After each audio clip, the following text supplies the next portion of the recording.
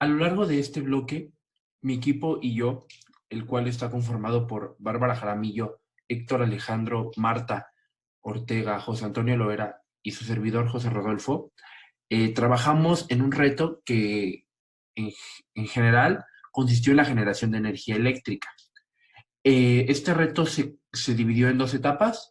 La primera etapa consistió en la creación de indicadores de pH y la fabricación de una celda electrolítica. Y en la segunda etapa se creó una pila capaz de prender un LED con vegetales y frutas.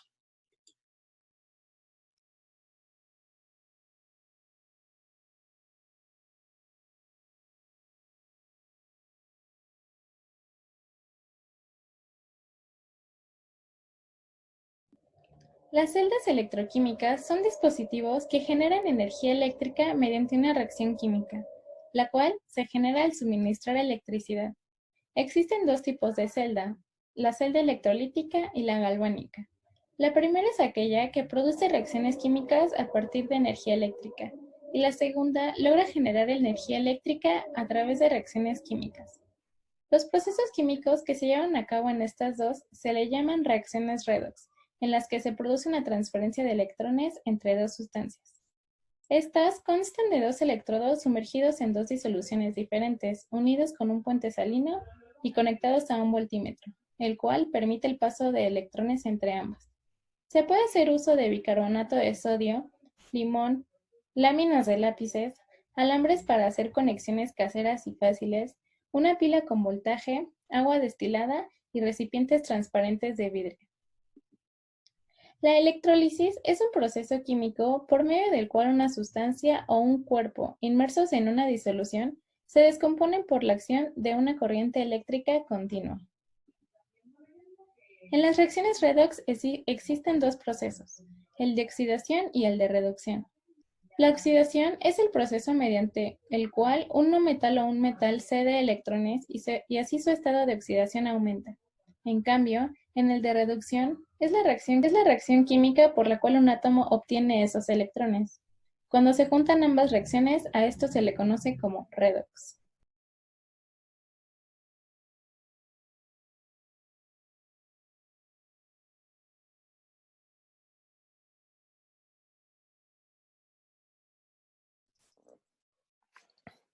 Bueno, yo les voy a hablar sobre los electrodos. Un electrodo es un conductor eléctrico que se utiliza para hacer contacto en una parte no metálica del circuito. Y bueno, este se divide en dos. Bueno, hay dos tipos. Uno es el cátodo y otro el ánodo. El cátodo es el que es el negativo y el ánodo es positivo. Bueno, ¿qué reacciones ocurren cuando se agrega sal al agua y dos cables eléctricos se sumergen en la solución? Bueno, aquí se produce una reacción química espontánea gracias a la sal que se disolvió en el agua y se presentan iones libres que son los que permiten que exista un flujo de electricidad.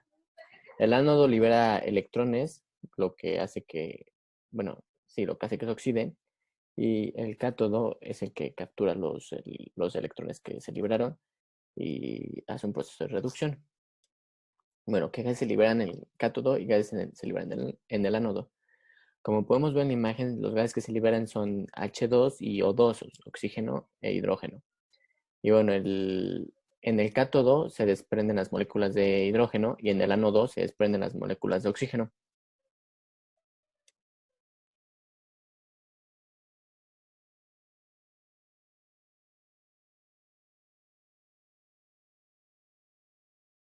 Tardes. Bueno, yo les voy a hablar súper breve porque en realidad es algo súper fácil de cómo se altera el pH en las regiones del cátodo y del ánodo. Y pues en la zona del cátodo, el pH tiene abundancia de iones OH. Recordemos que los iones OH son característicos de moléculas básicas. Esto es debido a que las proximidades de electrodo negativo, el cátodo, un electrón de este se une al hidrógeno de agua, liberándose. El resultado de esto es que los hidrógenos se unen formando H2. El H2 es mucho más estable y sube a la superficie. Son las burbujitas que vemos en el experimento, que son el gas que sube. Este gas en este caso es H2, que es mucho más estable. Y en la parte inferior se quedan iones de OH- de carácter básico. Mientras que en el ánodo, en las proximidades del polo positivo, que es nuestro ánodo, hay un ambiente ácido por los iones H+. Esto se debe a que en las proximidades del electrodo positivo de nuestro ánodo, 2 electrones de agua se van de este mismo liberando oxígeno y iones H+ de carácter ácido. El oxígeno monoatómico se une con otro oxígeno porque esta es su forma más estable y suben en forma de gas. Estas son las burbujitas que vemos del lado del ánodo. Y por último, los iones H+ del agua se dirigen al polo negativo, el cátodo, y los OH- se dirigen al polo positivo formando agua. Aquí se va a formar agua y aquí se van a formar más iones OH+, y así es como en las proximidades de cada uno de estos electrodos tenemos pHs distintos a nuestro material esencial, que es nuestro cátodo y nuestro ánodo.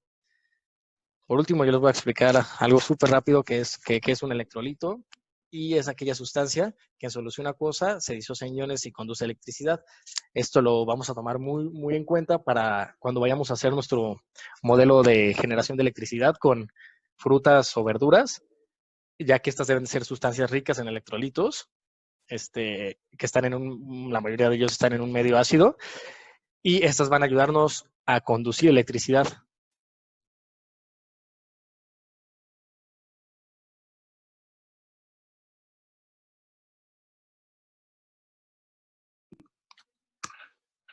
Bueno, pues los primeros 2 experimentos que realizamos fue el indicador de pH y la celda electrolítica. Para el indicador de pH usamos una disolución de té negro en agua hervida, la dividimos en 2 vasos de cristal y a una le agregamos unas gotas de limón y a la otra una cucharada de bicarbonato de sodio, lo que provocó el cambio de color en las sustancias. Después hicimos el mismo experimento, pero en lugar de té negro con agua hervida, lo hicimos con extracto de pétalo de rosa y agua. Después, las observaciones que obtuvimos fue que el té negro con la base ocasiona un color café oscuro y el té negro con el ácido ocasiona un color naranja aún más claro. Mientras que en la disolución de agua con extracto de pétalos de rosa roja, la base ocasiona un color verde oscuro y el ácido ocasiona un color más rosadito, como se ve en las imágenes. Después, para la celda electrolítica utilizamos una disolución de agua con sal de casa y construimos unos electrodos con láminas de grafito, un cable que encontramos en nuestra casa que utilizamos luego para conexiones caseras y una pila de 9 volts. Luego observamos que al colocar los electrodos en la disolución de agua separados, porque era indispensable que estuvieran separados para que funcionara el experimento, se crearon burbujas alrededor de los electrodos. Eso nos indicaba que un gas estaba liberando. Después, al colocar los electrodos en la disolución de agua con sal, con algún indicador de pH, se creaban burbujas blancas alrededor de los electrodos y se producía un cambio de color, pues, que se ve igualmente en las imágenes. Después, concluimos que el color blanco alrededor de los electrodos puede ser una reacción de la sal y el agua, de la sal con el agua. Y también pues pudimos deducir que los gases que se liberan principalmente es el hidrógeno. Después, para la etapa 2, lo primero que nos preguntamos fue ¿por qué algunas frutas y vegetales conducen electricidad? Esta era una pregunta muy importante, ya que más adelante realizamos un experimento que necesitaba de esta información. Una fruta o verdura por sí solas no pueden generar energía, pero ayudan a completar un circuito eléctrico para así crear electricidad. Algunas frutas y verduras podrán completar un circuito al contener ácido cítrico y ácido ascórbico, y así actúan como un electrolito junto con el agua que contienen, permitiendo el flujo de electricidad. Esto se debe a que los ácidos producen partículas cargadas y iones al colocarse en agua. Nosotros utilizamos pepinos y papas, como se puede ver a continuación. En la etapa 2 se generó una batería a partir de frutas y vegetales. Una pila fue hecha por limones, otra por pepinos, otra por naranjas y una última por papas. voy a explicar el funcionamiento de las pilas en general con el ejemplo de la pila de limón. Tenemos que la moneda es el positivo y el tornillo es el negativo. Se fue conectando positivo con negativo, positivo con negativo, positivo con negativo, y así hasta juntar el circuito. Y finalmente el positivo, bueno, la moneda se conectó al positivo del LED y el tornillo al negativo del LED. Esto lo podemos ver aquí esquemáticamente, más menos, más menos, más menos, más menos, más menos, y ya. Y así se logró prender el LED. Tuvimos que analizar cuánto voltaje generaba cada pila y a partir de esto se verificó que para prender un LED se necesita de 1.5 volts a 3.3 volts. Entonces se sacó la cantidad de limones o frutas vegetales que se necesitaban para prender el LED. Aquí se realizó el de las naranjas. 3 naranjas fueron utilizadas, igual más menos, más menos. El pepino y la papa. Es importante mencionar que estos circuitos estaban conectados en serie, es decir, una detrás de otra y positivo con negativo y negativo con positivo. Esto debido a que se buscaba que el voltaje se sumara y no se mantuviera constante. Aquí podemos ver el ejemplo claro. Esta batería tiene 12 volts, esta otra también. Al conectarse en serie se obtienen 24 volts. 12 más 12, 24. Y la corriente se mantiene constante. Esto debido a que solo fluye por un lado la corriente. Ahora, en el circuito, si lo hubiéramos conectado paralelo, positivo con positivo y negativo con negativo, podemos ver que el voltaje se queda constante, 12 volts, y nunca nos iba a alcanzar para prender el LED. No importaba si le pusiéramos 10, 20 pilas, el voltaje se hubiera quedado igual. Y la corriente sí se va aumentando. 100 y 100, 200 amperes. En resultados, en el voltaje, tuvimos que el limón fue el que obtuvo menor voltaje por cada pila que fue hecha. Nos percatamos de que cada pila generaba 0.60 volts, más o menos 0.5%. La incertidumbre fue investigada y es la incertidumbre que más o menos la mayoría de los multímetros presenta. Bueno, si esto lo multiplicábamos por 6 pilas que se usaron, resultaba 3.6 volts más o menos 0.5%. Después siguió la pila de los pepinos, 0.80 volts más o menos 0.5% por cada pila, y 4.8 volts más o menos 0.5% de 6 pilas. Finalmente, estos dos, tanto las pilas de las papas como el de las naranjas, resultaron tener el mismo voltaje, 0.89 volts más o menos 0.5% por cada pila. Y en este caso se usaron 3 pilas en serie y resultó que se tenía total 2.67 volts más o menos 0.5% en las 3 pilas. En la corriente pasó algo distinto, ya que la naranja obtuvo menor magnitud de corriente.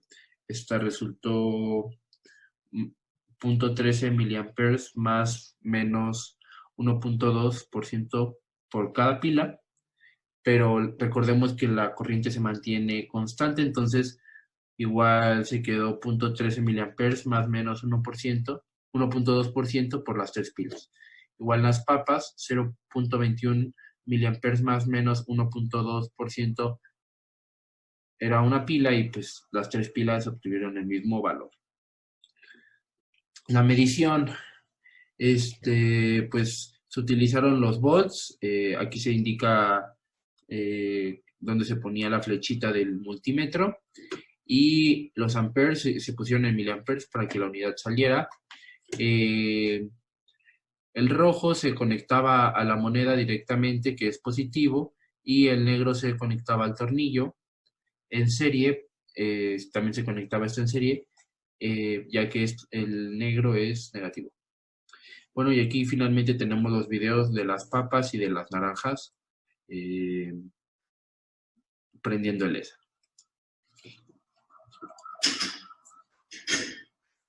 Cuando se mide el voltaje en la papa, disminuye.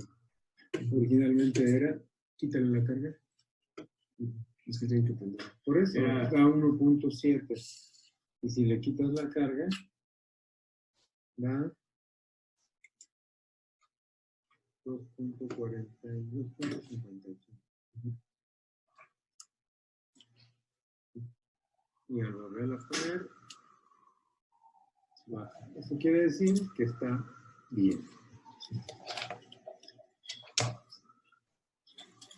Y conforme pasa el tiempo, pues se va descargando. Ahora, para medir la corriente, ponemos nuestro intermetro y conectamos en serie. Vamos a ver.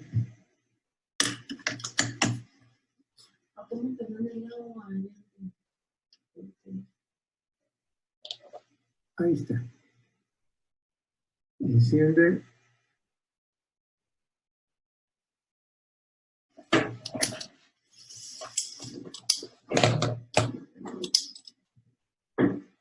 $77 miliamperes. Bueno, ese es el video de la papa. Ahora vamos al de las naranjas.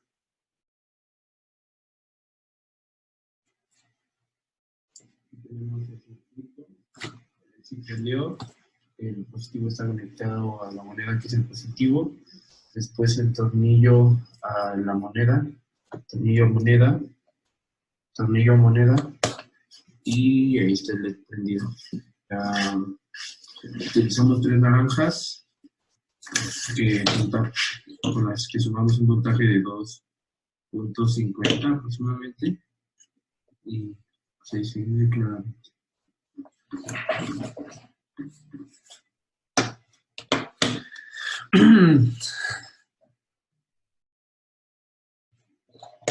Esto no hubiera sido posible si las baterías se hubieran conectado en paralelo, ya que la corriente, el voltaje se hubiera mantenido constante, hubiera sido de punto 70 y tantos aproximadamente. Pues ese fue el video de las naranjas, y pues finalmente las referencias, y muchas gracias por el tiempo dedicado en el video, y esperamos mi equipo y yo que les haya agradado. Buen día.